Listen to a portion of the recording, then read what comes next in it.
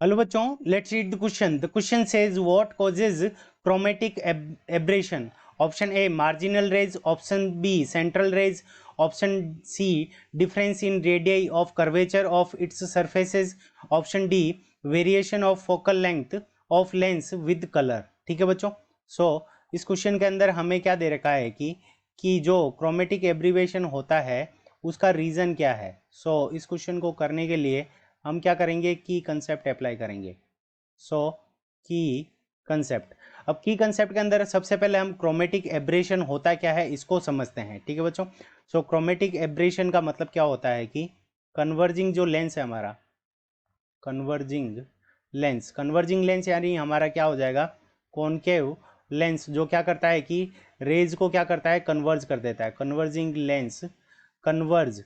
Converging lens fails to converging lens fails to converge. Converging lens fails to converge. Converging lens fails to converge different colors. ठीक है बच्चों. Converging lens fails to converge different colors at A focus point. ठीक है बच्चों. यानी एक single focus point के ऊपर सारे कलर्स क्या होते हैं, कन्वर्ज नहीं होते हैं. एट ए फोकस पॉइंट, उन सब का जो फोकस पॉइंट होता है वो डिफरेंट होता है. तो इसी कारण हमारा क्या होता है, क्रोमेटिक एब्रेशन होता है. इसका रीज़न क्या होता है, इसका रीज़न ये होता है कि जो डिफरेंट कलर्स हैं उनकी क्या होती है, वेवलेंथ डिफरेंट होती है.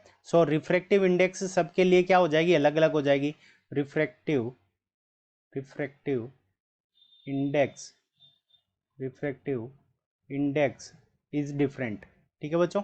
सारे कलर्स के लिए, अलग अलग कलर्स के लिए जो रिफ्रैक्टिव इंडेक्स इज डिफरेंट. तो डिफरेंट कलर्स के लिए जो रिफ्रैक्टिव इंडेक्स होगी, जो हमारा मटेरियल होगा, जो भी ग्लास होगा, तो उसका जो रिफ्रैक्टिव इंडेक्स होगा लेंस का, वो सभी के लिए क्या होगा, अलग अलग होगा, डिफरेंट वेवलेंथ के लिए. इसके कारण क्या होता है कि वो अलग अलग फोकस पॉइंट पे क्या होंगे, आएंगे. तो देखो ये हमारा एक कोई पॉइंट सोर्स है, इससे क्या निकल रही है, वाइट लाइट निकल रही है. ठीक है बच्चों. अब न्यूटन के एक्सपेरिमेंट से हम ये जानते हैं कि वाइट लाइट क्या होती है, 7 कलर्स की बनी हुई रहती है. ठीक है बच्चों. क्या होंगे, तो ये 7 कलर्स में से हम 2 कलर्स को अगर कंसीडर करें तो ये हमारा ब्लू कलर हो गया और ये हमारा रेड कलर हो गया.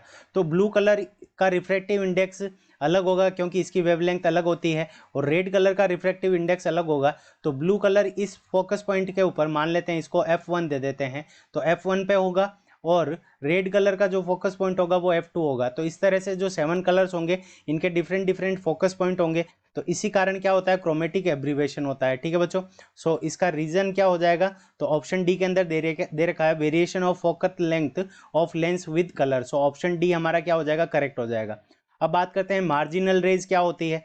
और मार्जिनल रेज के लिए हमारा क्या होता है कि जो यहाँ से ऊपर की तरफ जो रेज आती है वो हमारी क्या होती है, मार्जिनल रेज होती है, और जो सेंटर के पास आती है वो हमारी सेंट्रल रेज होती है. ठीक है. मार्जिनल रेज के कारण स्पेरिकल एब्रेशन होता है. तो ऑप्शन ए इनकरेक्ट हो जाएगा, सेंट्रल रेज भी नहीं होगा. अब difference in the radii curvature of its surface, तो ये भी नहीं है. ऑप्शन ए बी सी तीनों इनकरेक्ट है. Option D is the correct answer of this question. I hope you understood it well. Best of luck. Thank you.